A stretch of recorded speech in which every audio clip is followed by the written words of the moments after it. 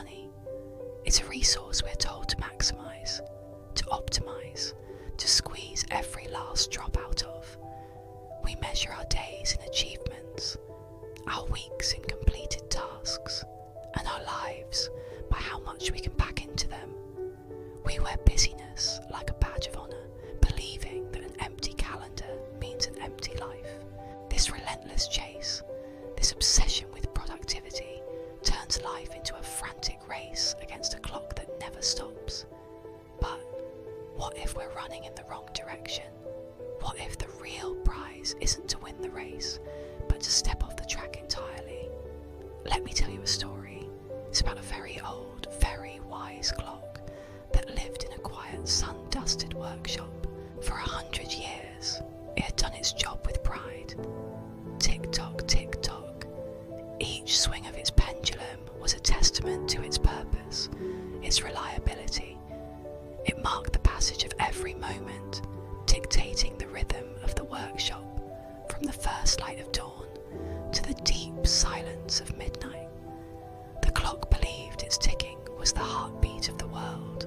Without it, how would anyone know when to work, when to rest, when to live?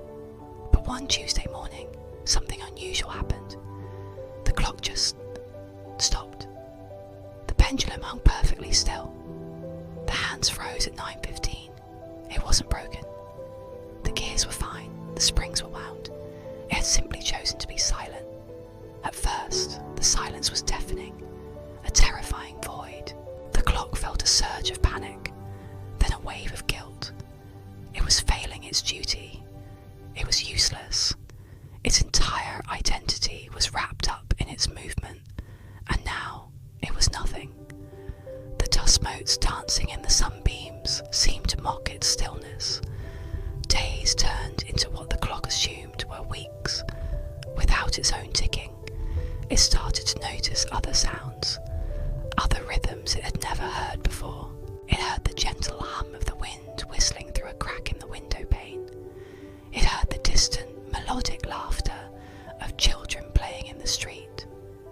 It heard the soft, shuffling footsteps of the old clockmaker as he moved around his workshop, not rushing, but simply being.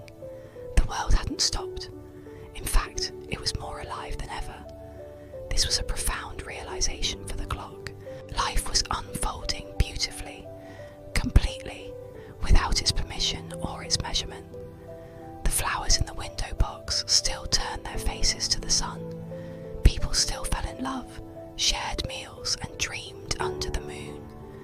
The grand, intricate dance of existence didn't need a timekeeper. It had its own internal, perfect rhythm.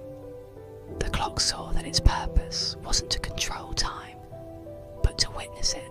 It had spent a century counting seconds, but had never truly felt a single moment. It discovered that being still, being out of time, wasn't a failure. It was the most natural, peaceful state of all. Now, think about your own life. Aren't we all a bit like that clock?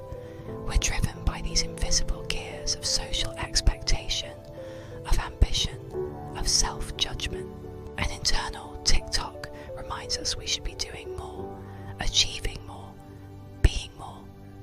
We feel a pang of guilt when we choose to rest, to do nothing, as if we've betrayed some sacred schedule. We check our phones, our emails, our to-do lists, constantly measuring our progress against an imaginary timeline. But productivity is not the same as aliveness. Being busy is not the same as being present. Sometimes, the most important thing we can do is to let our own internal clock stop ticking, to allow for the silence.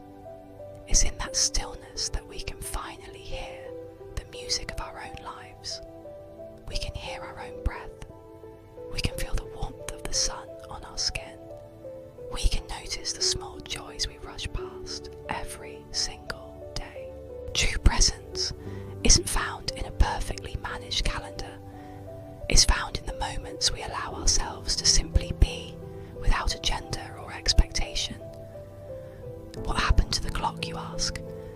It never went back to its old, frantic ticking. It didn't need to. Instead, it found a new rhythm, a slower, quieter, more human pace. Sometimes it would chime softly, not to mark an hour, but simply to celebrate a beautiful slant of light or the sound of a familiar song. It no longer measured time. It felt it.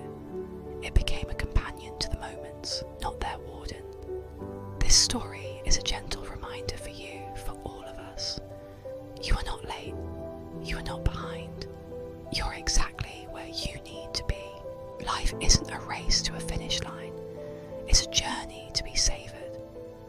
The pressure you feel is often just the echo of a clock that you have the power to stop. So give yourself permission. Take a deep breath. Let the pendulum rest.